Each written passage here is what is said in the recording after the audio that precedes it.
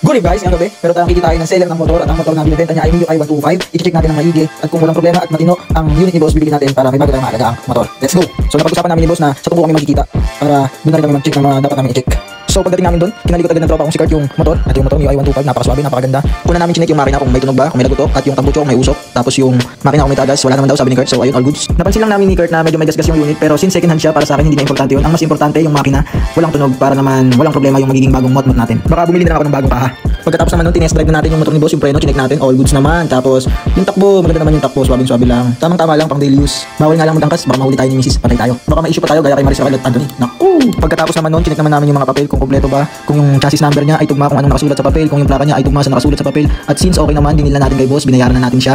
Habang binabayaran natin bibilangan, kita-kita naman yung tropa natin si Kurt kung gaano kasigurista. Ang dami niya pa rin chinecheck dahil nabili na nga natin rek na sa bahay. Ayun yung driver, yung tropa natin si Yuan, kitang-kita naman. Pagkarating nga sa bahay, agad nagpaalam yung dalawa dahil meron daw silang lakad. At yun lang muna sa ngayon. Salamat.